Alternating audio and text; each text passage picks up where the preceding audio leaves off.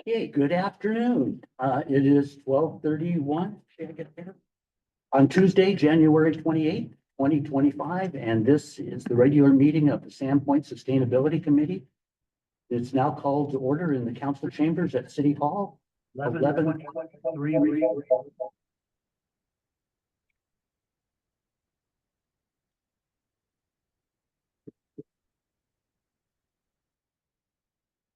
Sorry. Okay, 1123 Lake Street, Sandpoint, Idaho. And for the record, I'm Chairman Wayne Benner, and presiding also present are, Mary Wilcox, I'm going to go right down so everybody gets to say the names.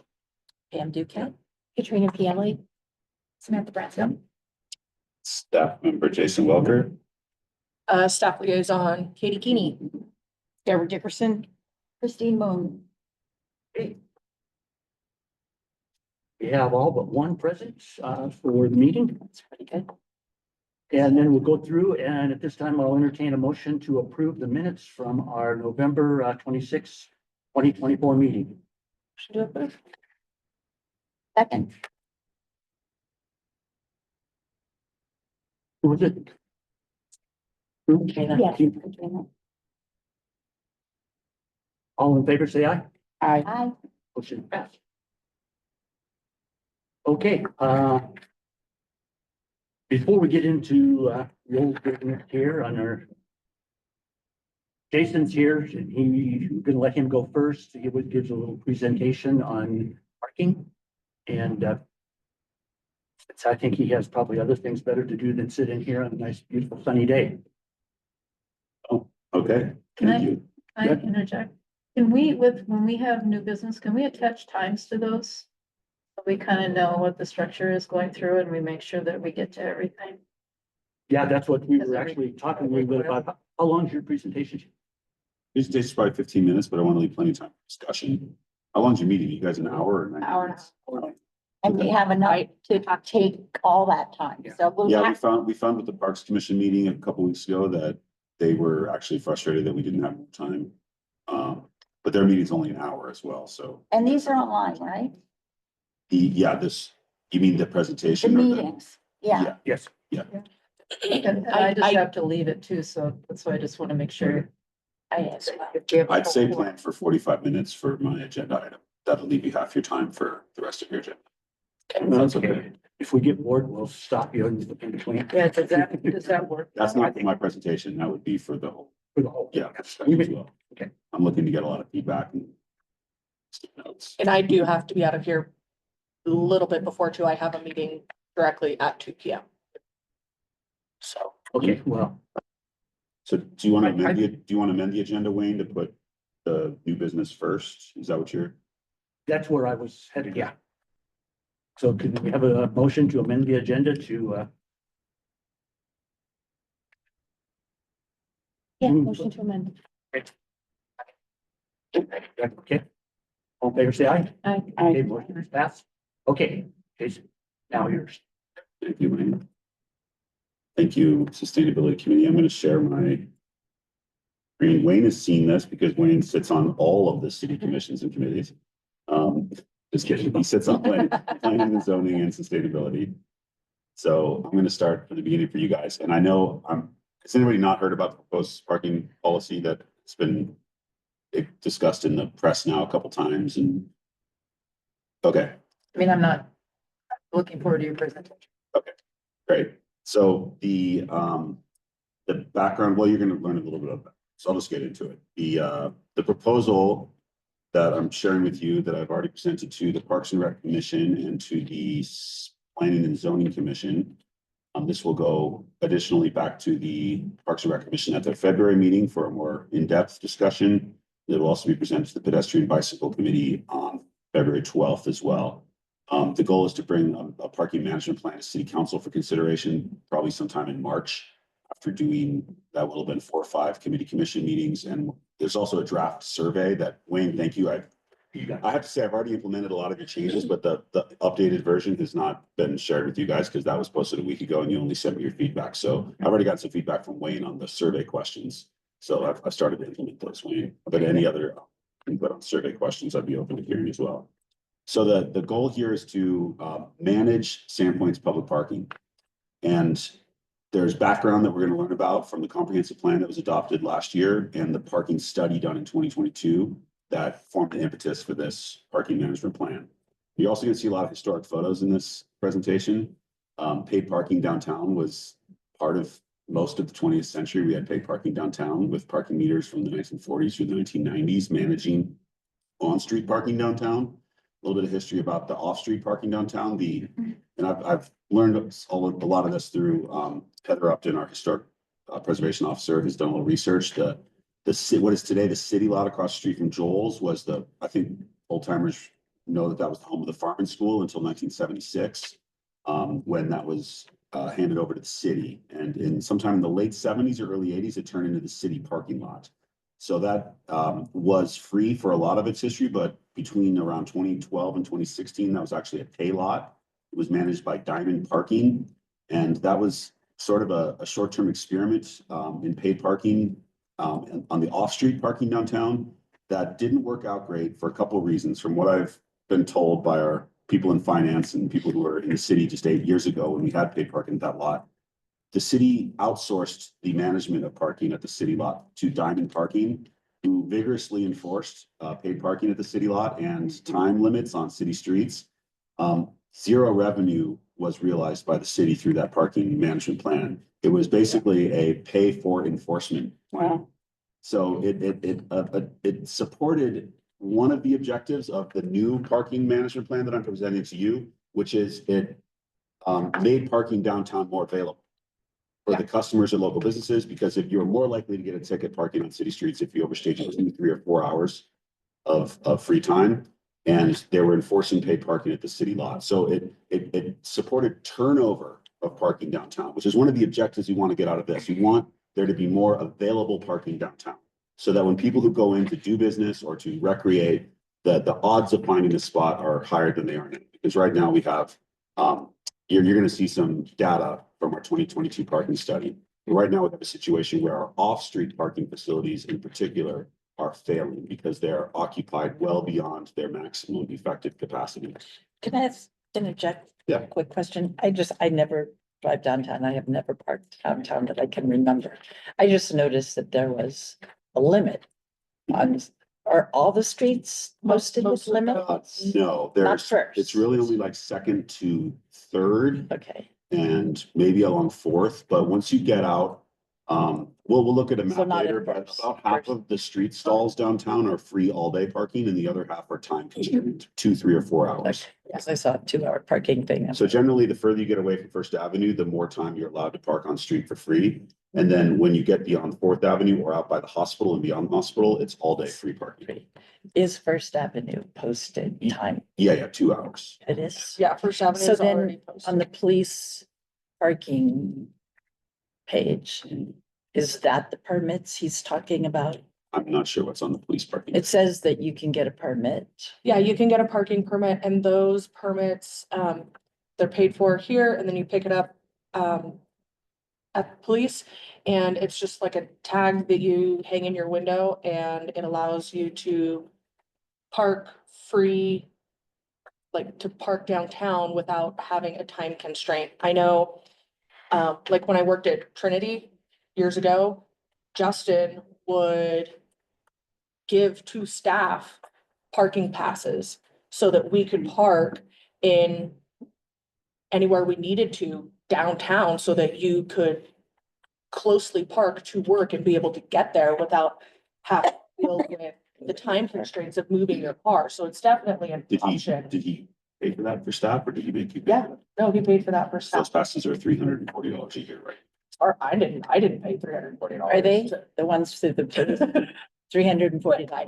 I think he mentioned also though, because he got so many of them, the city gave him a little bit of a break Maybe. on, this was 10 years ago. Okay. So I don't know, but it is an option for you to get those. And when you had those for work, Mhm. I would think that if somebody gave me one for work, I'd be using it. Not for now. You don't have to answer that. You don't have to work, but I'm just saying, it wasn't. I lived out of confined to town at the house. time and I spent enough time in town working that when I wasn't working, I didn't want to come to town. It was like one of those. But they weren't limited to employees, just. They were assigned to each employee though. So, Do you guys mind if we get back to the Sorry. presentation? Yeah, because Yeah, there's a lot of, like we're diverting way yeah, off. there's a lot of data. here, It's not way and off. We'll see some results, very some appropriate, information that might answer some of these questions. So, I'm not gonna read every slide to you, but you can have a look as they're on the screen. The main problem is the over, occupancy in our off-street parking facilities downtown. Our city-owned lots are 100% full during peak season or close to it. That's data we have from the 2022 study. The lack of time limits on off-street parking, plus the fact that there's zero fee for off-street parking, means that the incentive right now is for especially people who work at downtown businesses to park in that city lot. And that city lot is not serving people who come downtown to shop right now due to its maximum occupancy by downtown employees. The city beach lot, we know that during the peak summer months between Memorial and Labor Day, by noon daily, that lot is at 100% occupancy. There are on average 0 parking stalls available at noon. So again, people the residents whose tax dollars are going towards maintaining and improving those parking facilities it's almost impossible to get a parking spot right now. Anecdotally, we know, unfortunately, our 2022 parking study didn't do a license plate assessment, but I think anecdotally, we all know that a lot of the visitors to City Beach in particular are non-Idaho residents, even or non-7B. The infrastructure is failing. You're going to see lots of photos of the current state of our parking facilities. The city took over the maintenance of City Beach from the Lions Club in 1986. Christine, you might know that, 1986, I believe, 85 or 86. And we've not resurfaced that parking lot since. It's been 40 years and the parking lot has not been resurfaced. I happen to have been shared this photo. Oh, you guys can't see it. You can only see my PowerPoint. I'll show you a photo that I found yesterday of City Beach taken from the air in the 1970s, and I'm pretty sure the parking lot hasn't been repaved since the 70s. And then the tourists and visitors are not contributing to the cost of maintenance and repairs. Free parking lot. Okay, the big elephant in the room is this hotel that's proposed for City Beach. I say proposed because there's actually there's currently no indication that they're going to be pulling building permits anytime soon for this. You've probably seen that they've started to try to pre-sell some condos on the top floor. That's a financing issue. They don't have the money to build this hotel, so they're trying to raise money by pre-selling a handful of the units to private investors so that banks will unlock the $50 or $60 million they need to start work on this building. So I'm just going to tell you guys that this is not likely to happen in the next year, and who knows when or if the Averells will be willing to tap into their own wealth to build this. They're currently looking for investors and banks to finance the construction. The parking requirements for the hotel were determined based on a parking demand study, which is allowed in city code. It revealed that 145 parking stalls would be required, and that is what they are providing. They've also offered to pay $400,000 in lieu fees. This is not a sale of public parking to the hotel. There was no exchange of parking spaces in exchange for that $400,000 in lieu payment. There is no privatization of parking going on in any of these deals. The revised plan that they put out this week has only 99 hotel rooms and 28 condo units, and it actually reduces their initial 240 off-street parking stalls to 106. So they're actually much closer to what was originally or what would have been required by the engineering manual that is used to determine off-street parking requirements in city code. So there's also policies that city council that we already have on our books, such as the no overnight parking at City Beach ordinance that would prohibit hotel guests from using the City Beach parking lot. And I've also, based on feedback over the last couple of weeks, spoken with the hotel representative and let them know that if they're doing peak season special events like weddings in the summer, they will have to do the same thing that the Festival of Sandpoint does and arrange off-site parking and have shuttles taking people into City Beach. So these are things that we can just work on. The community doesn't want hotel guests taking up City Beach parking. Totally get that. There's easy things we can do through policy to protect that parking facility for park visitors, not hotel guests. So Yeah. just putting that out there for your guys' information,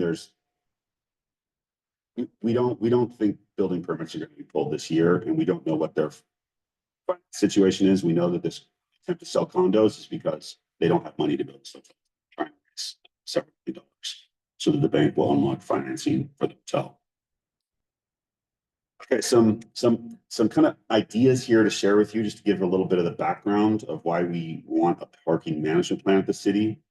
The idea of free parking, this is one that's kind of flawed, because free parking isn't free. There are real costs that go with a city providing hundreds and hundreds of off-street parking spaces like Sandpoint does.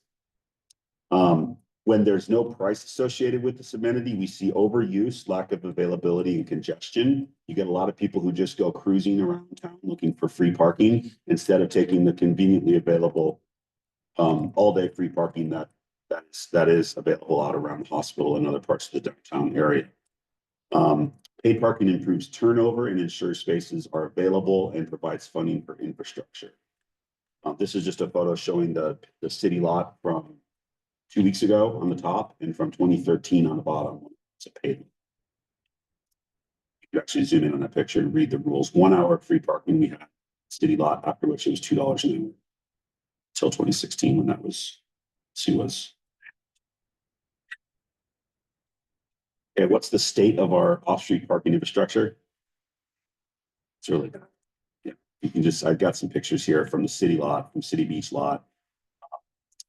Stormwater is an issue. We have stormwater, talk about environmental sustainability. The entire 3 acres of asphalt at City Beach drains into Sand Creek without it, and the lake without any stormwater treatment currently. If you go down there on a rainy day, you'll see, everything on the surface of that asphalt drains into a handful of little like 4-inch PVC pipes and then just gets pumped directly into the lake. It's not a very environmentally sustainable facility, the City Beach lot. It's same with the city lot. We're actually working on engineering for resurfacing of the city lot right now by Joel's.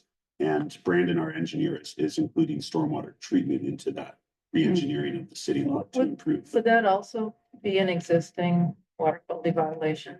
Possibly. I don't know if there's Water. been any testing of the outflow from City Beach lot, but I'm guessing, I think if we get a rain event when there's a lot of cars parked in that lot, Yeah. it's a lot of pollutants going into the creek. So the infrastructure is failing. We have, here's the numbers for you as well. The city maintains 1,600, what is this? 1,702? No, 1,602 parking stalls.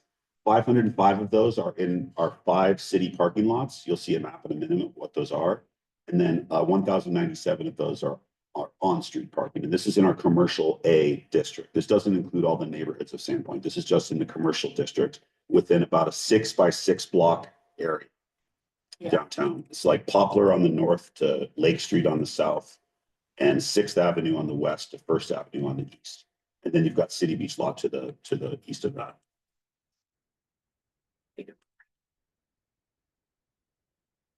And here's the 2 most important numbers from our 2022 parking study. Read those captions.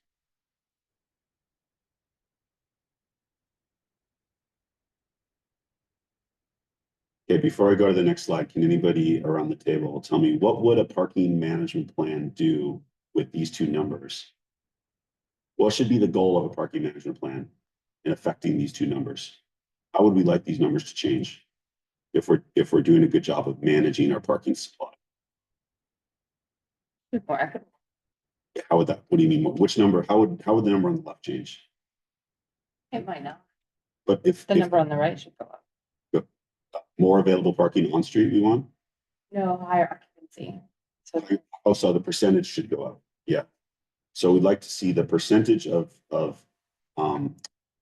parking stalls available on street. Sorry. No, yeah, we'd like to see the occupancy of on street parking go up. So more people parking on street and choosing to leave more parking stalls open in off street parking. So the goal would be to basically increase the availability of off street parking This would be at our city lot, our city beach lot, at the Sand Creek lot, which is behind the Panhandle there, the Gunnings Alley lot, Ponderay Bay Trail, Dock Street lot. The Dock Street is the Windbag Marina. So the goal should be to increase the number of off-street parking facilities available to local and area resident pass holders by incentivizing tourists and visitors to use the abundantly available on-street stalls. Will there still be like the 2 hour on the side streets and you can still buy that? This policy does not affect street parking at all. It would still be managed by time limits. We're not proposing bringing parking meters back. Not to say that that wouldn't be a good idea, but it's not part of this policy. Here's two really important graphics from.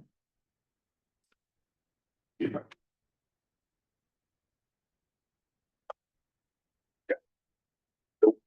image on the left is the 11 o'clock a.m. hour on Saturdays in the summer on our on-street parking. So this is peak summer weekend demand for on-street parking. Blue is what we're looking for. Blue is where more than half of the parking spaces are not being used. Okay, this is 6th Avenue over here. This is 1st Avenue here. This is Poplar Street, and this is Lake Street. That's our 6x6 block area. So if you park on any of these blue parking stalls on a weekend, you're no more than 6 blocks from anywhere you want to be in Sandpoint, which is about 8 or 10 minute walk. The demand for parking is overwhelmingly along 1st Avenue. Of course, everybody when they drive into town goes exactly where they're trying to go. I'm going to Larson's. I want to park right in front of Larson's. Gosh darn it, there's no parking at Sandpoint. I have to park 2.5 blocks away. So, because that's what usually ends up happening. I do this myself. I go to Outdoor Experience. I drive right to Outdoor Experience. No parking. I end up parking 2 blocks away. It's just our instinct. And then I complain and think, oh, there's no parking downtown. But I had to park 2 blocks away, which is roughly the distance you'd have to walk from the middle of the Walmart parking lot to the front of Walmart. City Beach. So City Beach, this is the noon hour on 12 p.m. So noon on summer weekends. City Beach lot, the main part of the lot is between 95 and 100% full. This little thumb that sticks out here is 85 to 95% full. And this is the boat trailer parking, which itself is 75 to 85% full. So the City Beach parking lot is around 97% occupied on average. That's our RV park there. So that wasn't really part of this study because that was looking at how many RVs there were. Dock Street, 100% occupied. No stalls available on Dock Street. This little 36 car parking lot before City Beach, 100% occupied. Sand Creek lot, 100% occupied. City lot, 90% occupied at noon on Sunday. And then I must have cut off the Ponderay Bay Trail lot, but it's up there as well. And there's only 10 stalls there and that's full as well. So So, Jason, I'm yeah. sorry, the one by Sand Creek, Mhm. is that going to be paid? No. not that Yes, one. there's Not about that one. 30 or 35 Not that city one. owned A parking little- lots there. A little blippy. Yes, all of these are in the proposal. Okay. These two we want to leave free. Those are ITD property. We don't. Yeah. The city manages them, but we don't own the property. And that's where we want more people to park because these, you've got less than 50% of the stalls over here are generally occupied on weekends. So that's free all day parking. We want more people to choose to park and then walk into town.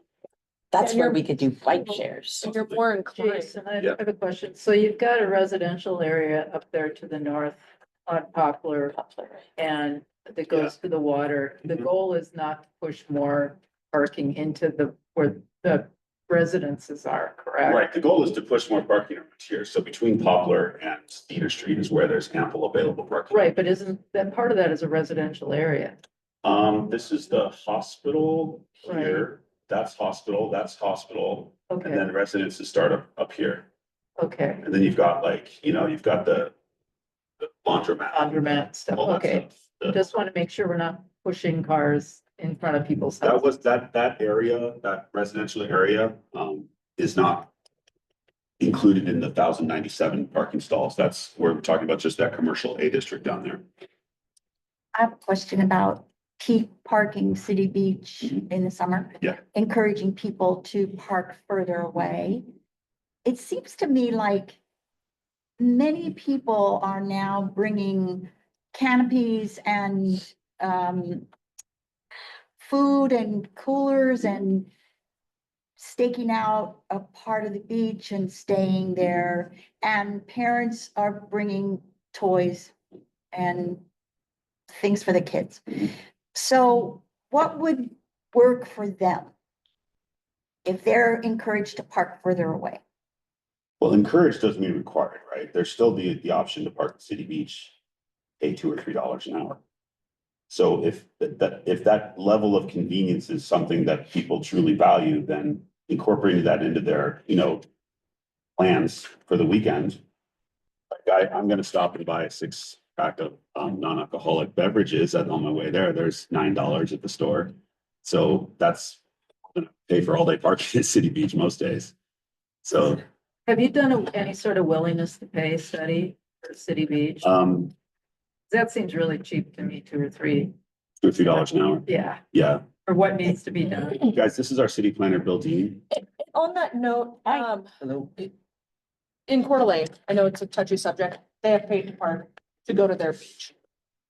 What my friends and I do, we all have kids, is we will unload, there's like a little roundabout. We will unload everything. Somebody hangs out with the kids and works on getting them into the beach and all of that. And then somebody else just drives the car and goes and parks, and whether you find a free spot, cool, or you pay. And then it's the same thing when you're leaving, everybody, kind of pack everything up, get it close to where we can load. And then someone walks over, gets the car and comes back. And it's easy because there's literally no parking, and it's right down there at the beach in Coeur d'Alene. Like, it's the same issue that there is here, And that's Christine, that's you what we know. would expect people to do. Drop your things off with your kids and then go park. It's great if you have 2 adults, and if you don't, I mean, I take my grandkids. I don't have 2 adults. And it would be very difficult to, You live in Sandpoint. yes. Well, let's get to the past section before you make a conclusion, because there's been some changes based on In the the wagon. public engagement we've already done. So maybe that your concern will be addressed when we get to the updated. And regarding the fee, Yeah. what studies have been done about the appropriate fee for parking? When you say studies, do you mean like surveys or? Like a willingness. Or what to pay other study, so communities $2 to are $3 charging? an hour seems really cheap to me. For the visitors coming I'll in tell you that from out of area. the first draft of this proposal was based largely on the city of Coeur d'Alene and all the fees that we're proposing.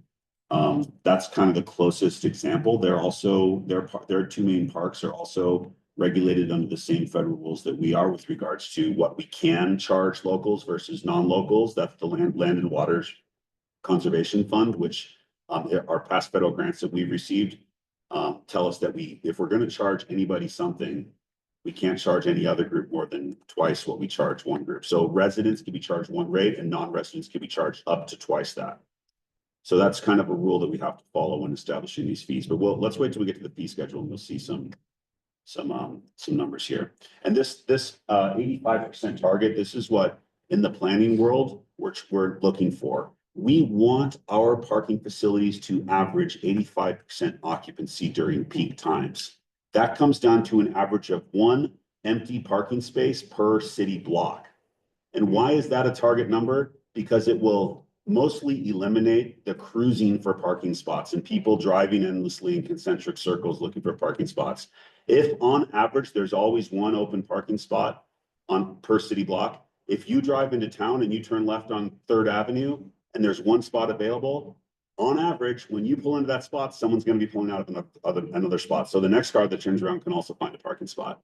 If we have less than 85%, we are, quote, overparked. We have more than what we really need in terms of available parking. If we have over 85% occupancy, like we do at our off-street parking right now, 97%, we are underparked, or we have an allocation problem.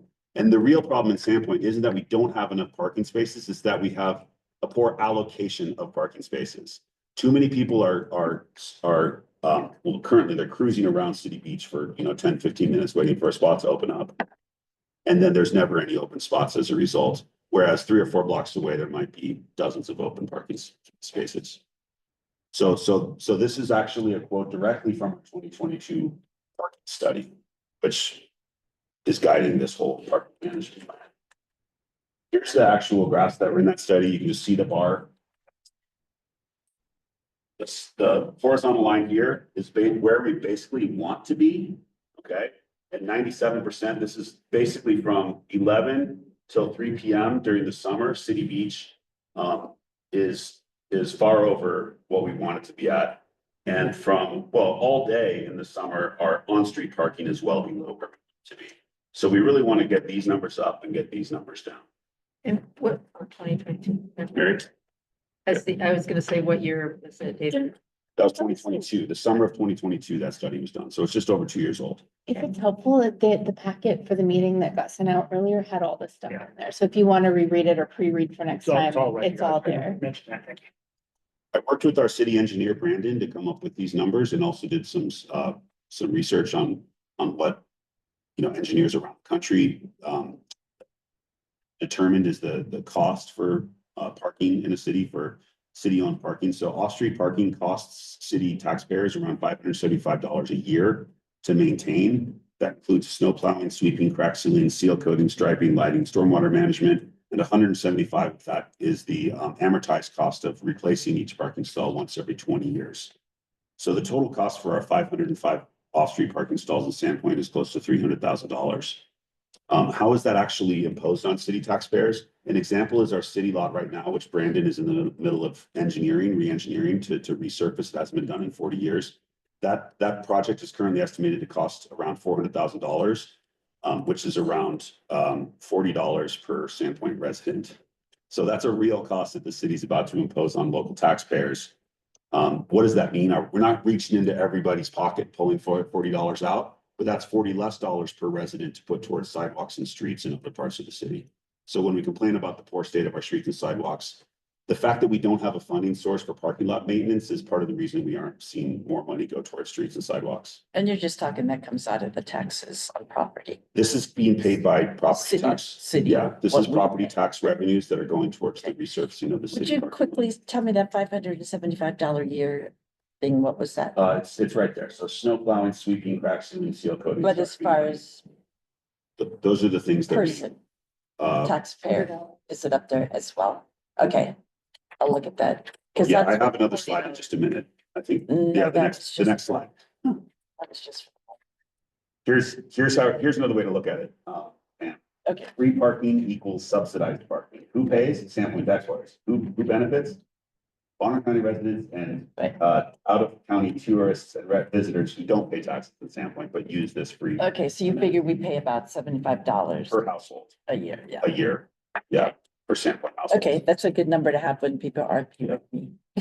Or And that's discuss basically it. that You're already paying 290,000. for it. Yeah, that's I that am. $200,000. Yeah, you're already- Yeah, I know that, but Dover people are not. Or Sable people are not. Yeah.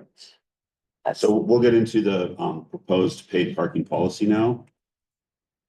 This doesn't apply to city streets. This only applies to the city lots. So it's all those city lots you saw in that previous slide, except for those two out on Sixth Avenue, which are owned by the Idaho Transportation Department. The proposal is for a $2 per hour base rate with dynamic, or I should say, peak demand pricing at the waterfront lots of $3 per hour. So I'm still tweaking this, and Mary, I hear your feedback that maybe $2 isn't enough at City Beach. $3 might be the place to start, summer at least. Also updated some of these paths rates that you'll see on the next slide. So this is actually the first draft that I presented to planning and zoning last week. We had over 25 people comment at last week's planning and zoning meeting. I've also received probably half a dozen emails since then. And I've incorporated all of that feedback into, can't see the rest of my screen. I'll show you guys my notes in a few minutes, but I've got pages of notes from people who have commented and sent emails. So the latest version that I've just been working on today, let me walk you through where the proposal stands right now. So the resident annual pass. So city residents can buy a $15 annual pass. 3 hours of free parking at all our city lots and 4 hours at City Beach. So this is something I heard from everybody in the audience, really. 2 hours is enough at City Beach. If you're already paying property taxes to maintain these lots, give us the time we actually need. And people said 4 hours is more like it. Come down, 4 hours at City Beach is half a day. Beyond that, you'll pay the $2 or $3 hourly rate. We want this to be as convenient as possible. You won't have to jump up and run back to your car. Everything will be done via technology. This is all managed via smartphones and QR codes, things like that. So the city pass would be $15 and you get 3 hours of free parking in all our city lots, or except for City Beach where you get 4 hours of free parking. The non-city resident pass, this goes back to those land water conservation fund rules that I was telling you about. We have to be able to offer this same pass to anybody else. And it can't be more than twice what we charge locals. So you can think of this as like Bonner County residents. We're going to give them the opportunity to buy a similar pass. Doesn't give them quite as much time at the city lots. But this goes back to the fact that their taxes aren't going towards the maintenance of these properties already. So they have the opportunity to get free parking in town and at City Beach, but they're not quite as, the free time allowance isn't quite as generous as it is for city taxpayers. So these are the two passes that, most people would be looking to buy. Then you've got these specialty passes, downtown business owners. This is like people who work at US Bank or they work at Coachella and they want the convenience of being able to park really close to work. Come on in, guys, have a seat. So the downtown business pass, I actually heard feedback that the original $200 proposed wasn't enough. If you're working downtown and you want the convenience of parking a block from your office and you're going to take up a parking spot all day long, is $1 a day enough? Because everybody else is paying $16 or $20 a day. So I bumped this up to 250. The goal here isn't to make everybody who works downtown pay for parking. The goal is to get those people to park 3 blocks away where there's ample free parking and walk 3 blocks to work instead of walking 1 block to work. And it's $0 to park at the city lot, which it has been since 2016. The incentive is to park there. And I've been actually testing this because I like to go to Joel's for lunch once a week or so. And I usually just park on the street, but I've been going into that city lot and just driving around seeing, and there's on average maybe 3 or 4 spots available out of 120. It's like fully occupied in the middle of winter during the week. Those are not shoppers. Those are not tourists. Those are people who work at local businesses, but don't want the inconvenience of having to walk 3 blocks. We've got the Windbank and City Beach Marina slip renters, leasees. There's about 220 or so boat slips there. I got feedback. The original proposal was for $100. I actually heard feedback that those people should have to pay a little bit more. They're already getting a heavily subsidized boat slip. The boat slips at the marina are $700 for city residents. Right around the corner, they're $2,800 at the marina in Sand Creek. So that's a heavy subsidy that boat slip leasees are already getting. So to ask them to pitch in $150 for unlimited parking at City Beach and Dock Street is a fairly reasonable ask from feedback we've gotten. And then we've got the $350. This one's already in our fee schedule. This is for people who want all day parking on street and off street downtown. They don't want to get a ticket if they overstayed a 2-hour max. Who would want that? Somebody who lives downtown, somebody who lives above a commercial business downtown. There's not that many right now, but there might be in the future. So we could see a future where there's more apartments downtown, there's more second floor condos, things like that. So this would be for people who live downtown and don't want to have to move their car if they park in front of their unit. And then I've also added in some boat launch fees. These are based pretty much exactly on the city of Coeur d'Alene's boat launch fees. If we're doing paid parking, it makes sense to roll out paid boat launching at the same time, since it's going to be the same technology that manages both systems. So this is based on Idaho versus non-Idaho residents, because a lot of the grant money that we've put towards improvements at the boat facilities and to City Beach itself has come from the Waterways Improvement Fund, which is supported with Idaho boater registrations. So the two groups, like the resident and non-resident group here, is going to be on Idaho boat registration or residency versus non-Idaho residency. And this is exactly how the city of Coeur d'Alene and Coopee County manage boat launches as well. Works really well. Sorry. As opposed to city resident versus non-resident. But the perk here is if you're a city resident and you have a 4-hour parking pass, you can park your boat trailer for 4 hours for free at City Beach before you have to start paying for boat trailer parking. And you're just working on this. This is not anywhere. Posted anywhere. You're the first ones to see this. Okay, is there some way we can copy that? Do you want to pass your copies around, Sam? Oh. Thank you, Jason. Like, Ask and you shall receive. that's how This things is ought to like, be. this is the red line version Okay, from the first draft.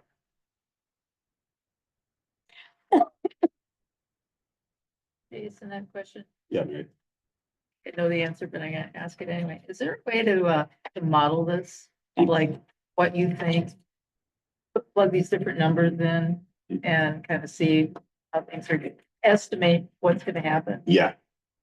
It's in your packet for this meeting. In the actual draft policy, we have revenue estimates based on current level of occupancy at these facilities. And then an adjusted level of occupancy, assuming that once we start charging for parking, demand is actually going to decrease a little bit, increasing the amount of vacancy in these stalls. I have that open. Do you know around what page it's on? Of the proposed policy, I think it's proposed. the third page of the policy. It's the page after the fee schedule. Um, And I have those numbers in this presentation as well. oh, well, then you Do can just have show like an them. adaptation? And then like if you implement this and then things don't really pan out, you plan to revisit like after 1 year. So Yes, and that would happen annually as we adjust our fees. We look at all of our fees every year. So we're doing the same thing with the sports center right now. You know, we have the $40, $45 a month. We've got a lot of feedback. Some people would rather pay more each month and then not have to pay each time they go. We have other people saying they don't want to pay as much each month and they're willing to pay more. So we're going to adjust that when we redo our fee schedule, which happens over the summer. We revisit our fee schedules every year. So a lot of the residents, planning and zoning, were willing to pay 20. Yeah, that's why I went from 10 to 15 for the pass, but that was But really to make the non-resident pass a little bit Right, more, gotcha. $30 instead of 20. We could actually make the resident pass free. Here's the challenge with that. I've actually got the language up. We can share again. We show you guys the rules that we have to follow. Screen. I thought that goes against the LW. Well, I want to show you what the LWCF says. Because I just like full transparency here. I'm not picking this stuff up. Let me show you what the rules are. This is from the Land and Water Conservation. Zoom in for you. Land and Waterways Conservation Fund. Fees. So I'll read it. Fees charged to non-residents cannot exceed twice that charged to residents. Where there is no charge for residents, but a fee is charged to non-residents, non-resident fees cannot exceed fees charged for residents at comparable state or local public facilities. So let me give you my interpretation of that. If we make it free for residents, we have to look at what cities like Coeur d'Alene are charging their residents Right. and not charge non-residents more than that. So if the price of a resident pass is $0, we could justify charging up to $10.50 for a non-resident pass that would give free parking in Sandpoint. I don't know if that's really going to address our issues here. Yeah, Right. that's not much. Right? So if we want to charge more than what comparable cities are charging their residents, we have to charge our residents something. So the $15, and I had feedback from the planning and zoning commission, I'd be willing to pay 4 times that much for a parking pass in town. Well, this is almost a token fee, right? But that $30 is not a token fee. And even $30, it's still a good deal for non-residents who are coming into Sandpoint. And the fact is it's going to, and we hope it does, because we know at a price of $0, our revenues from parking are $0 right now, but we have some revenue estimates here that I can show you to the PowerPoint.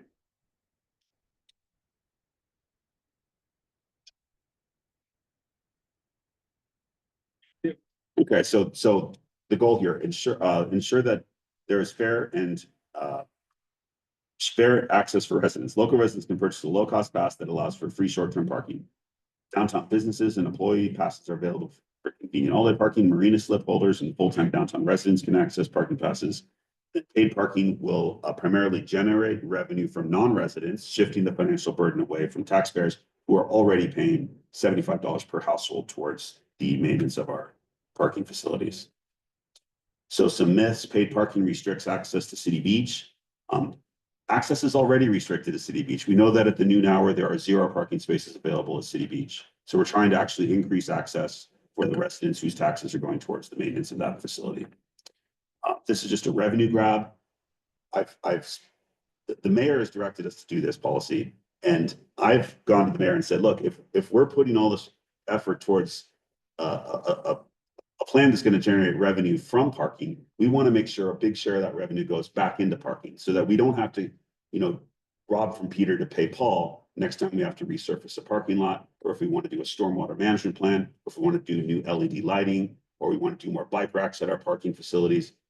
We have to have money to actually improve these facilities. And he totally agrees. We have a parking improvement fund at the city right now.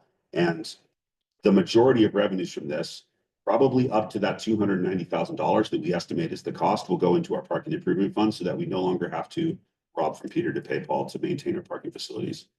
Whether or not there's any extra revenue generated that goes into the general fund, that's where, after a year of implementation, we'd know. If we're making $500,000, we don't probably need $500,000 to go into the parking improvement fund, but we definitely want to make sure that parking improvement fund is able to maintain parking facilities. And sidewalk improvements come out of the general fund? Yes, yeah. Well, we do have the sidewalk in Yeah, the and- fund. So when people pull a building permit and they choose not to improve their sidewalks, they can put, I don't know, $50 per linear foot, whatever it is. 60. It's 60. Oh, it's close. Actually, I had no idea. Yeah, Brandon just redid it. It was actually like 130 before. Yeah. But So we do have a sidewalk improvement fund. yeah, it's at Brandon's discretion, but it's generally if there's not a sidewalk there currently, and because it goes against ADA standards to create a sidewalk that goes nowhere. So if there's, if somebody else has already had to create a sidewalk, then yeah, Brandon will have you do that. But if it doesn't make sense, like along Jefferson, there's no sidewalks. It doesn't make any sense to have one person on one portion of a block do it. I run into that all the time. Can I- Very annoying. Question about the dollar, for the revenue, so. Is it fair to then say that the $75 per household estimate in the future, that like residents aren't gonna see a tax cut or a reduction in their taxes due to this? Is that a fair statement, or like, can you just try to reconcile? What we would see is more of the taxpayer revenues that are currently going towards parking lot maintenance and improvements go towards other Other infrastructure maintenance and improvements. Mhm.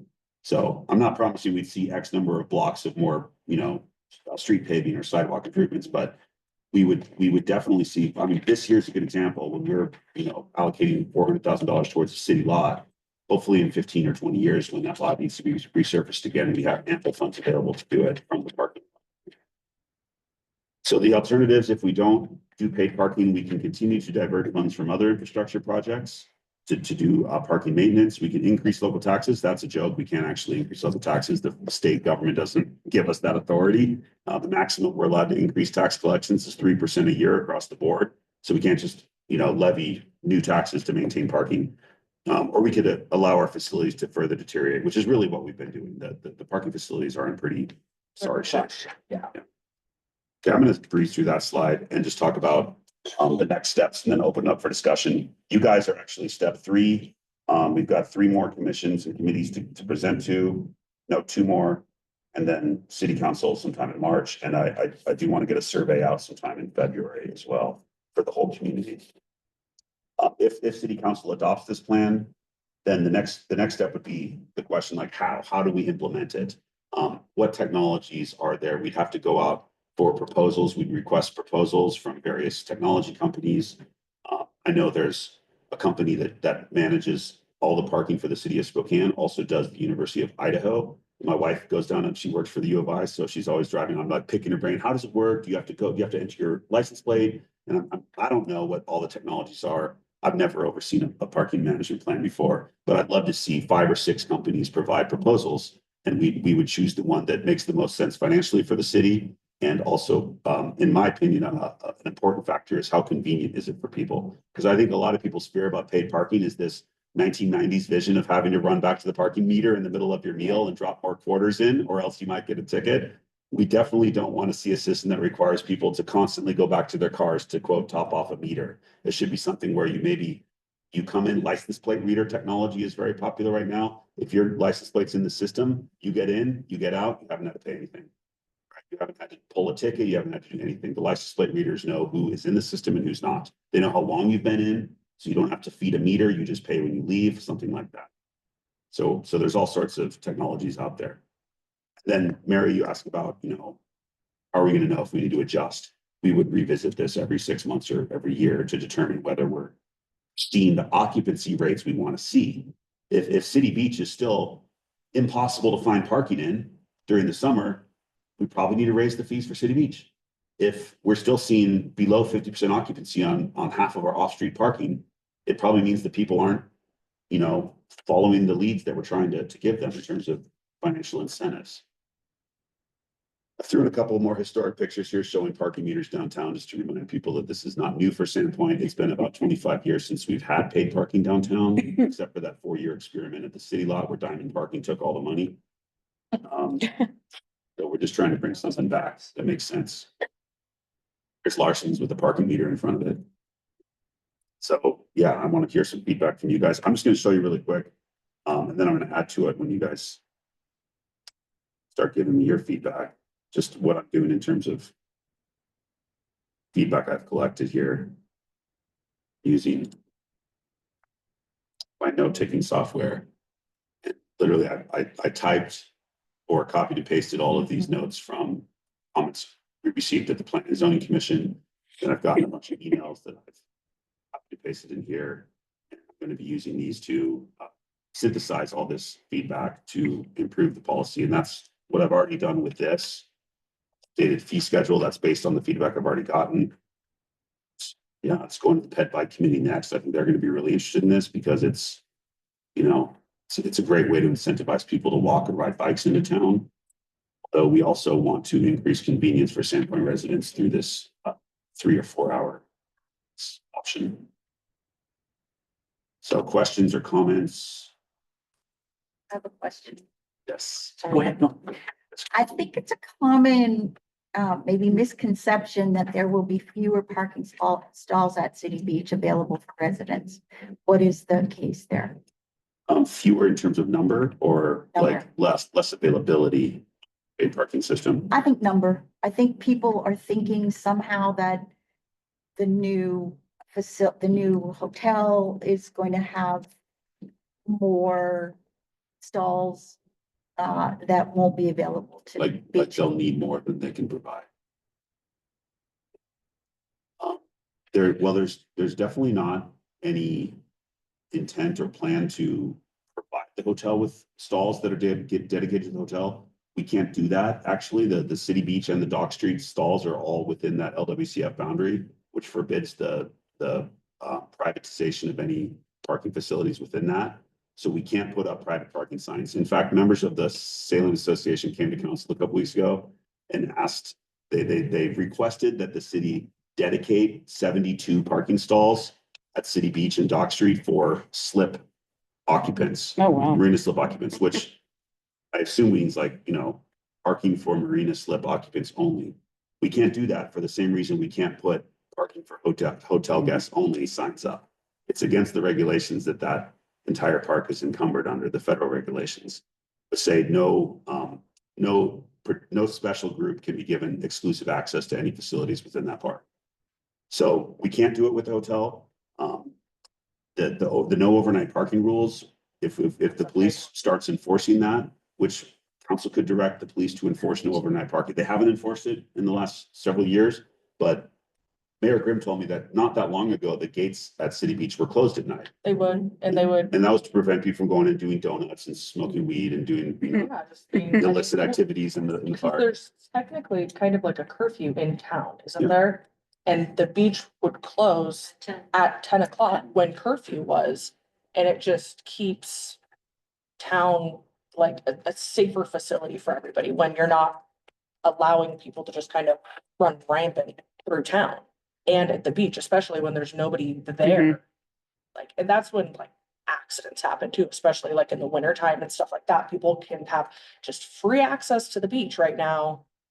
And if somebody, especially teenagers, decide to go out on the ice or something, it becomes a safety hazard, like it's. So, like I said at the start of the meeting, I think the concerns hotels use, those are things that can be managed through policy. But the fact is the hotel, I mean, Bill and I reviewed their engineering report on their demand.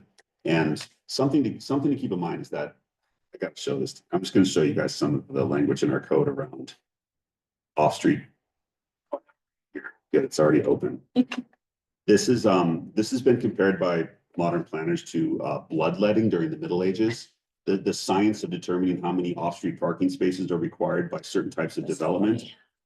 It's also like a form of voodoo. You're kind of putting your faith in something that there's really no basis to put faith in.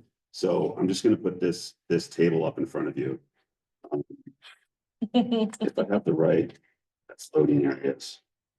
Okay, all right. You wonder if somebody wishes to build a sanatorium or a home for the aged in Sandpoint, Agent. for the aged, how many parking stalls should be required? Our city code requires 1 parking stall for each 2 beds within the sanatorium. We also have skating rinks on here. Okay, this is a this is the table that was used to determine the original number of 240. It's okay. If you want to open a financial institution, we require 1 parking stall for every 500 square feet of floor area.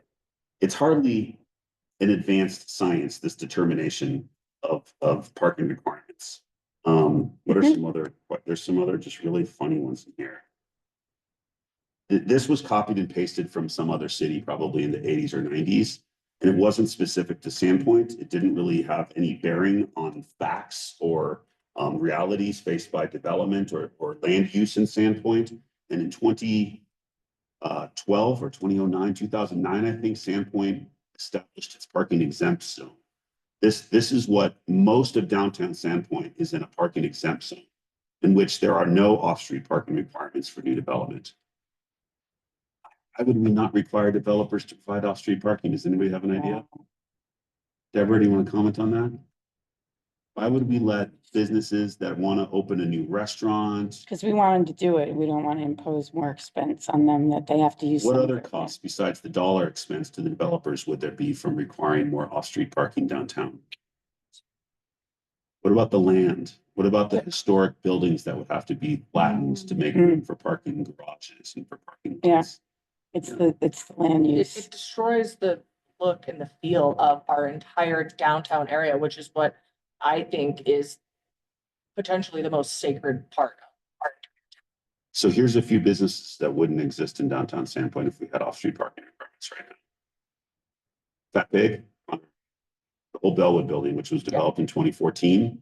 The parking requirements for the winery and for the restaurant in that location, not to mention the office spaces. You've got several offices there, Yeah. including Bowden Architecture, real estate offices. There's a couple nonprofits with headquarters there. The number of parking stalls probably would have been around 100 required for that. They would have had to buy an entire city block and tear down that was there to put parking spaces there. Chance that like McDuff's. Oh, McDuff's is another one. The Yeah. McDuff's only has about 20 off-street parking spaces, but for a restaurant with that many tables, according to code, they would have required way more than 20. They would have had to, space to do it or build a parking garage. Mickey and Duffy couldn't afford to build a parking garage. That project just wouldn't have happened. Joel's was required by code to have over a dozen parking stalls. They have 0. Instead of adding street parking, they were able to put their dining area. There would not be indoor dining at Joel's if they had been required to provide parking. So that was a request that they had, and they worked with city planners at the time. The Coachella building does have off-street parking, but it's far below what this code would. So they have about 50 or 60 stalls. They would have been required to have. Which meant they would have had to buy the Alpine shop, tear that down, buy Utara Brewing, tear that down, which was Lightning Lube at the time, and probably buy Greasy Fingers and tear that down, which is now Christie's real estate office. So are we saying that the Avrils estimate of how many stalls they're gonna need is voodoo? No, And because they that we're did an gonna- actual engineering study based on real usage data at other hotels in other cities around the region. Uh-huh, So they opted for something in our code that allows them to do an actual parking demand study for their project, instead of us applying these numbers, which were pulled from some other city back in the 80s or 90s. so when we're talking to residents who are up in arms about losing spaces at City Beach, what are we talking? There is no reduction in the amount of public parking at City Beach as a result of the hotel. Those parking stalls are owned and maintained by the city of Sandpoint, and they're going to be primarily available to people visiting the beach, not to people using the hotel. And there'll be the same number as there've been There's no intention of What reducing. about the condo? Permanent parking. Well, if they end up going with this condo concept, there's a parking requirement for condo units that differs from hotel rooms, and they're reducing the number of hotel rooms by 82. In those 27 condos, their parking requirement is actually fallen by spaces based on this calculation, They're still gonna build. 145. And they've been told there will be no further reduction in number of parking spaces, even if the required number of parking spaces has gone down. Very different question. In the packet you sent, in the summary recommendations at the end, PDF page 33, I don't have the document in front of me, but it talked about e-scooters and e-bikes and considering those. And I just wanted to ask if you could talk a little bit more about the research or the consideration that would go into something like that, because there's been a number of larger cities that have done this with pretty disastrous results in terms of broken bikes and impacts. And I just want to make sure that somewhere in here, there's greater consideration before something like that would be further considered. I know this is something Pam's talked about, is having like a bike share type program in town. I think the pedestrian bicycle committee is going to want to talk about alternative transportation. Wayne, you're a big advocate of micro mobility, is the term Wayne taught me. When you ran for city council, Wayne, you talked about micro mobility, and I had to Google that, and I'm like, okay, I know what micro mobility is now. Thanks, Wayne. Wayne's a big champion for micro mobility. These are definitely programs that we could try in Sandpoint. I think those are good efforts for the pet bike committee to spearhead. I think it'd be great for us to, our committee to have an opportunity to work with them if something like that's pursued. I'm not saying I'm opposed to it. I'm not saying I'm for it. I'm saying there's a lot of research. Yeah. I lived in DC proper for years and these bikes littered the street. So they're from a sustainability perspective, it's huge. So I would love just Have to you make seen sure. photos of the bike graveyard? Yeah, Where yeah. there's like hundreds of thousands of Yeah. unused of these like E-bikes, free e-scooters. bike share things that are just being piled up in landfills. Yeah. So I just want to make sure They're not. if that's paying included, for a bike share. that there's Some proper are free. consideration. So Some are somewhere in the Mine are. documentation. Mine are paid for, so then you have to return them. I love Pam. She's a cold-blooded capitalist. She does so much. Even then. I just want people to ride bikes instead of drive cars into town. So for the recommendations, my point was just that there's proper consideration for the life cycle impact. Yeah. And that it'd be great if you have another committee lead on this, that our committee gets a chance to review and weigh in, because I think there's a few different aspects to this that would be helpful. And this is, It is. so that mention of scooters and e-bikes is from our parking management, Yeah. our parking study. Summary. Yeah, that. Preliminary policy strategies, and that's where the proposal to implement and manage paid parking program was determined. Got another question, getting back to the stormwater management Mhm. component. So not having stormwater management associated with those impervious surfaces is a pretty big deal, especially proximate to the water. So is that definitely being incorporated into the? So right now, I know Brandon has already engineered stormwater treatment into the city lot. So when we go to redo that, and then the mayor wants that actually done before the Austin 50s this year. So that's in our budget. That $400,000 has already been budgeted. The city beach lot, Maeve and I are working on a $600,000 grant application right now, which we're hopeful we get. And I hope it's the last time we ever have to ask for a grant to repay the city beach. We're asking for that money through the state's not the land water, the Waterways Improvement Fund, which is what I mentioned earlier. It's the boater registrations go into that fund. We're targeting the grant at the section of the city beach parking lot that serves boaters. So from the entrance to the boat launch, which is about 80% of the parking lot. But we know that's going to be about a $750,000 project. And we want that to include stormwater treatment, so that instead of just going into a pipe and straight into the creek, we send it to swales where it can be stored and then overflow into the creek after it's been treated, like we have at the Memorial Boat Launch, where there's those beautiful rain gardens in the middle of the parking lot. That's all stormwater treatment. So we want something similar to that. Can we guarantee we get that? Depends on how much money we get from the state, and what the engineering estimates are for such a project. We're doing this city beach improvement over 3 years, hopefully through Waterways Improvement Fund grants. And it's going to include the parking facilities, the boat launch facilities, and then finally the docks along the west side there, which are 40 years old themselves. Actually, I think they're, got to show you guys this picture now. This is so exciting. The mayor has said we're gonna work on stormwater. Yeah, so stormwater is going to be a part of any new resurfacing project we do at any of our parking facilities. And not just for parking. All the storm. Just check this picture out. This is from sometime in the 70s, I think. And you can see the parking, the road used to go all the way around the beach. First of all, we've closed that off since then. And the boat launches haven't moved. They're still in the same place. And actually, these docks are still in the same place as well. And I don't think these docks have been replaced since this time. Maybe some decking here and there. Maintenance. But in year 3 of our 3-year City Beach Brush, we're hoping to update these docks along the shore of the there. So will trailer parking be addressed, boat trailers? Because they were supposed to go where the RV park is, I Oh, hear. the other big grant we're applying for is the Recreational Vehicle Fund, Right. which we're asking for $1 million from that fund. But we're only providing the minimum amount of match, which is 5%. And if we don't get the Recreational Vehicle Fund grant, the mayor, myself, city council, and our parks team are going to seriously look at possibly making that boat trailer parking. Because that I was, want to do a trade. cost benefit analysis of that as well, because the RV park is actually a very yeah, I in get that. demand I amenity. know, It's I get that. pretty much fully reserved for the peak season. Even like it And is. it's actually become the second highest revenue generator for the city parks department after boat moorage.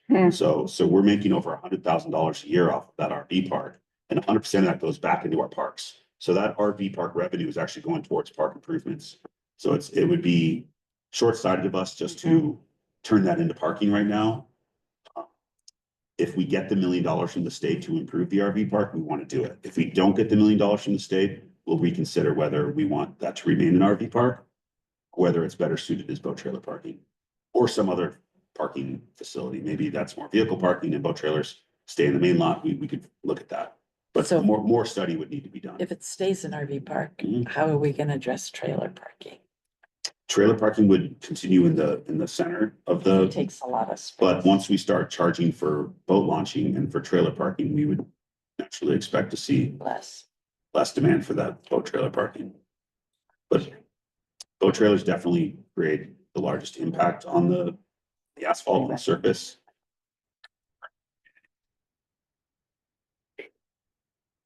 In South Sandpoint, there's a lot of boat trailer parking on the street around Memorial Field. Actually, at a lot of South Sandpoint, people say we need to better manage boat launching at the Memorial Field facility. So our boat launch fee would apply both at the city launches at Memorial Field and City Beach to try to, nudge more people to go use county boat launches or, Yeah, right so now, that- it's $20 to launch in Dover and $0 at Sandpoint right now. Mm. And the Dover boat launch is busy. Like people are paying that willingly all the time, all day. So we're leaving thousands and thousands of dollars on the table by getting a lot of those. Here's some fascinating data, guys. In 2019, 19,000 boats crossed the inspection points coming into Bonner County. In 2024, that number was 26,000. In 4 years, we saw an increase from 19,000 to 26,000. So 26,000 voters from outside of the county, from outside, because I think it's outside the state, because that includes the checkpoint up in Boundary County as well. 26,000 people are coming to use our waterways. They're not paying to launch their boats. Yep. If they use city facilities, if they use the private boat launches around here, they are. Even county, discussing. Christine? Speaking of county, Mhm. I'm wondering about, how many county residents are using the beach, which we don't know. You said we don't know, how many are city and how many are county. And if county residents now pay more and they're deterred from using the city beach, would there be unintended consequences, essentially driving them to Sunnyside, Garfield Bay, all those places that are currently, Trestle Creek, that are currently really overrun? And is there any communication with the county about this? There is. I'm in meetings with Matt Zeller, the Parks and Waterways Director for the county. He's he's in a really tough situation because the county commissioners place very little value on parks and recreation in the county. And I can tell you one thing, Mayor Grimm has one thing actually I think Jeremy hopes comes out of this whole parking effort is that there's more pressure from county residents for the county to invest in its own parks and waterway facilities. Yeah. Yeah, I can just tell you, like, I watch and listen to a lot of county commissioner meetings, and they're constantly questioning their parks and waterways division about anything they do, because I don't think there's a lot of value placed on those amenities in the county. So if county residents are starting to use their county recreation facilities more, that's a good thing. We want that because their taxes go towards maintaining those things, and then maybe they'll start demanding better service and better infrastructure from their county commissioners. Right? So that's kind of what we're hoping to come out of this. The city of Sandpoint should not be the only provider of water access for Bonner County residents. There's a ton of public access around the lake, not as much as there used to be, of course. We all know that we've seen some of that converted to private access in the last few years. But there are recreational facilities around the county that are underinvested in by the county. The city has honestly underinvested in our waterfront facilities as well, but it's not because we don't want to, it's because there's really not a good funding mechanism for doing that. And the majority of use is coming from non-taxpayers. So this is a way to hopefully improve our facilities for everybody, but make sure that people who aren't paying into the Sandpoint tax coffers are at least contributing something. Jason, just real quick. Yeah. A lot of people use Dover and pay for it because they have gas. They have fuel. And so it's easier to get fuel there than it is actually to stop at the gas station and try to get. You're talking about voters. Voters, yeah. The other thing is the county does not have a lot of county-owned facilities. Most of them are state. Yeah, there's. Riley Creek, or excuse me, Army Corps of Engineers, and there's Riley Creek. There's Riley Creek and Spring. I mean, they have all They're all state or federal. Yeah, they're not a lot of, Yeah, I think Garfield Day is probably the biggest. yeah, And only part of that is because part of that's Forest Service. so. And I think Dover and then both, to my knowledge, are the only two places that you can get fuel. Anymore. Before we Is that wrap up, right? can I ask Yes, for exactly. feedback specifically on the fees that you guys got a Yes. That's updated version of? Need feedback on the fees here? What are your? Is everybody on this committee a Sandpoint resident? You're not? Just, Okay. just Katrina. What do we feel about the fees here based off what we just? What do you feel about the non? I would have to say that. If we're gonna change it from 2 to 3 hours for residents, we should do the same for non-residents. I think Okay. this should be just 3 hours, so people aren't confused, because then you have to create more signage and like there's more involved. So from a simplification perspective, that could be a consideration. And 4 hours, City Beach. Right, and then, well, it says 3 here, 3 hours. Below it says 4. We do. Oh, and 4, sorry, 4 hours at City That's right. Beach, We yeah. would want- So all I'm saying is do the same availability.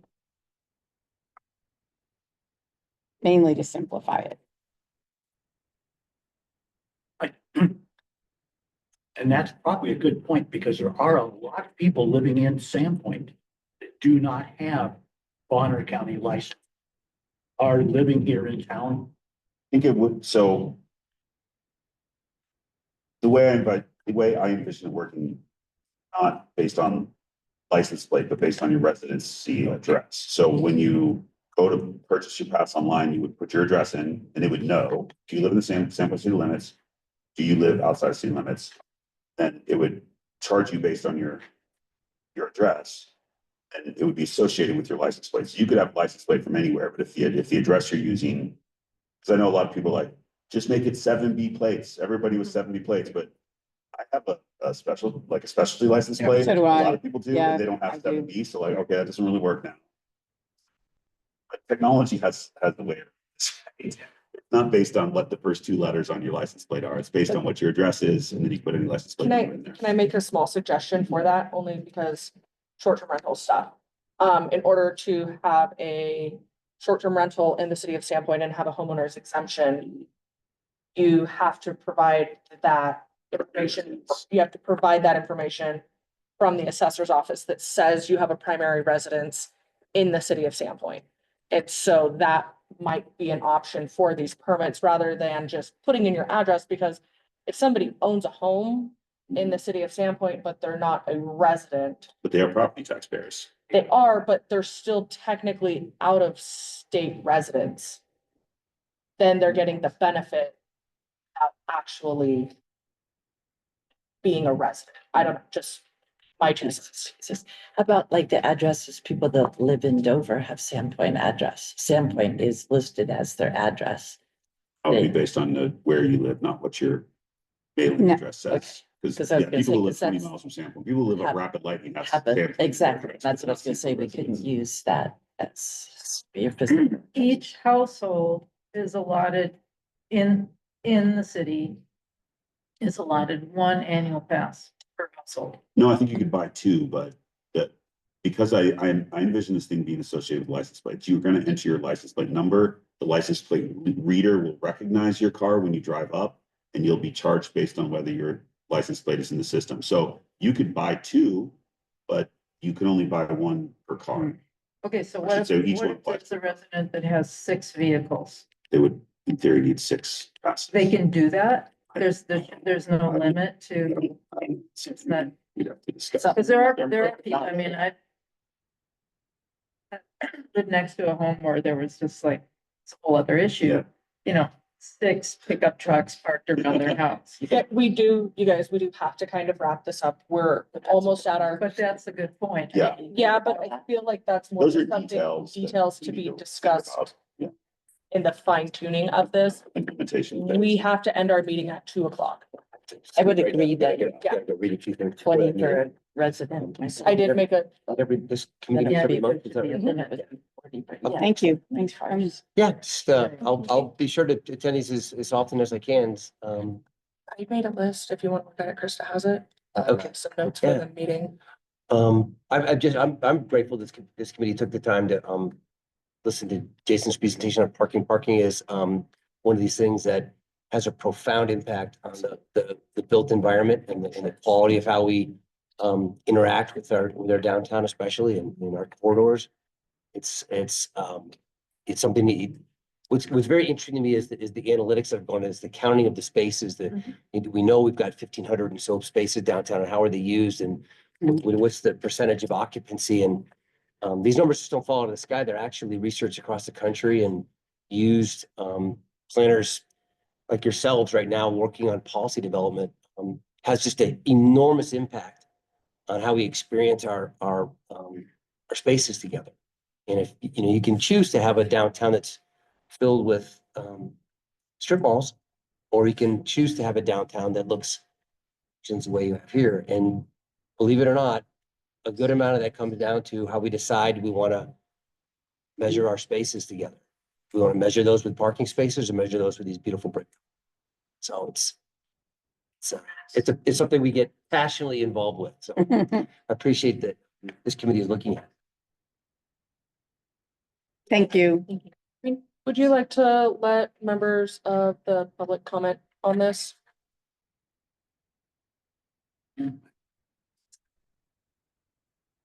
I'm sorry. Would you like to let members of the public comment on this, or are we just closing it? Well, normally we don't, but since we've gone through pretty much our whole meeting with this presentation. Yeah, Okay. Okay, Question is, if, let's say I had a boat down in Marina.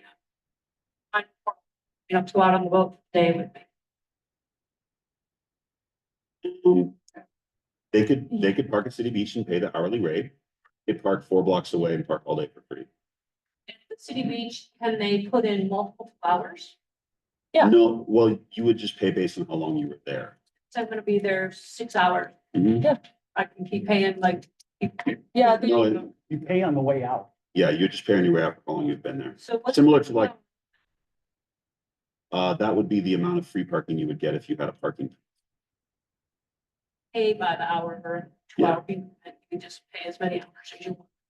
Oh, So similar to parking lots and parking garages in other cities where you know, again, we don't know exactly what the technology will be, but imagine you pull in, you get a ticket, you pull out, you pay based on how long you've been there, which is marked on the ticket. Okay. So your friends from Coeur d'Alene, if they don't have a parking pass, they could, if they were out on the boat for 6 hours, they'd pay $12 at the end of their day, or they didn't want to pay that, they could park where there's free parking out across First Avenue on, Poplar and Fourth or something, and walk 10 minutes down to the beach. and the only marina pass that you can buy is if you have a slip. Right, that's the idea there. We constantly hear from Marina Slip, from owners, lessees, I hate the word lessee as well, it's awkward.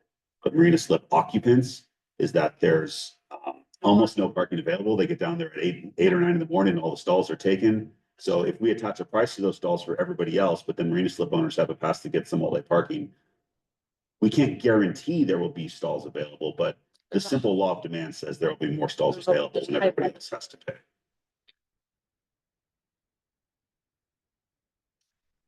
Okay, let's go back to parking meters.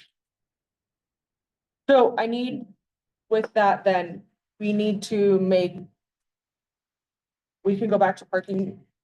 Where do you guys want to move on from this?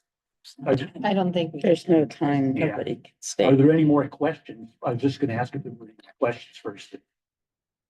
Do you have just 20 minutes at the most? Yes, Question, so but we not need to make an parking. amendment to the agenda, right? In order to move everything that we did not touch today to our next meeting. I don't know if you need to make an amendment, it's as much as we will continue this agenda at the next meeting. Okay. Can we talk about a next meeting? Yep. Is Setting the it, agenda for this. I'm just wondering about the next meeting since we have not met 2 months and this is not a meeting, sustainability committee agenda items.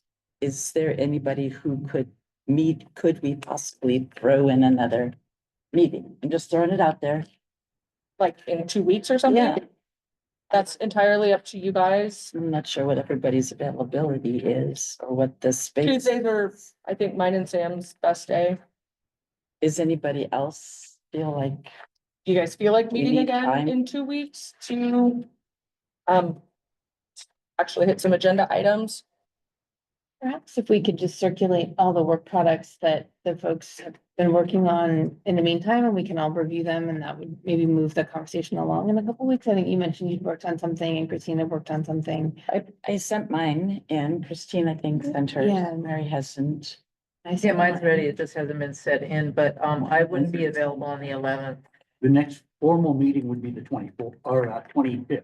Yeah. Yeah, I think I would be available on the 18th. So that I have is, two. Or the 4th. I was just thinking. of would you having guys want 2 to in a do the month 4th? Because we're behind. That's a but- whole, that's next week. I'm not available on any Tuesday. It's just, I have another job. I work mainly on Tuesdays and Thursdays, so. The 4th I is fine, am Tony. absolutely not available on Wednesdays.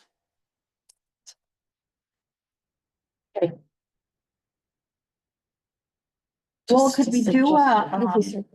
what is that software that, We could, you guys, if you're not available to meet in person, we can always do Zoom too. That's easy. That's always definitely an option. I don't know if you would be able to do Zoom at all? No? No, So this is, I mean, kind of a rock and a hard place for me because yeah, you guys have to figure out amongst yourselves when the best day is. are you suggesting using Like, Doodle? we have some people that are just definitely Yeah, not Doodle. available on Tuesdays and Thursdays.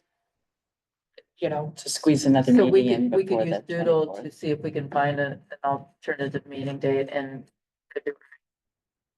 before the 25th? yeah. Or if we went out for a second meeting in, say, March and got a little further scheduled out to make it easier for people. 'Cause I know most people scheduled already for March for pretty much, I mean, February for everything going on. Let's use Doodle. Who can put that together? I can look into that. Thank you. Thank you. So So you'd throw some ideas out for February and March if Yeah, we we can wanted do to both. do 2 in March instead great. of. Good. Just so we can catch up on some stuff. And yeah, may I make a suggestion that, like Katrina said, we look at what's been sent in so that when we meet again, we could come back, comments, questions on what other people have done. Because I've looked at some of the things that are mentioned that I know March have been 11th. done or are being done. Looks That full availability just make for it easier to Chambers trim a and list. schedules like that. So does anybody agree with that? So, Yes. I don't get to I'm make, great. I don't get to make a motion. I Well, just get to talk for Thank you all very much. Thank Thank you. you. Thank you. Thanks, Jason. That was good. Well, I think we can share actually a little bit more information online that we are working on stuff, but I still think in-person meeting is much better. yeah, I'm looking at the calendar. So the next sustainability meeting is scheduled for the 25th of February. And then would anybody be available on the 11th of March? I don't know right now, but I will can not check. be. Could you Zoom? No. Okay, I could Zoom. okay. That's a Tuesday. So are you Actually, just that's a only good- available once a month?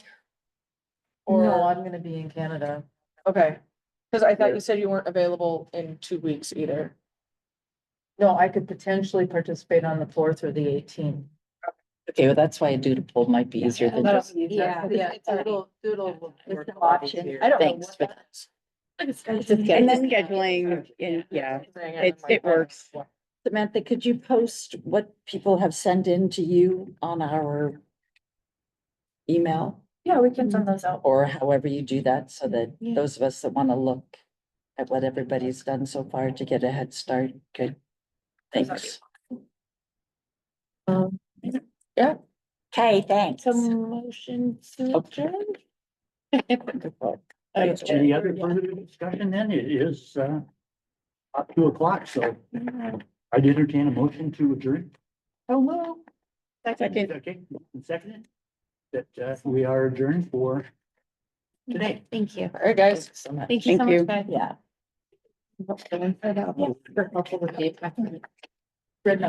All right. That's Katie. Yeah. No, I'm like, I don't know. Raising this. Thank you.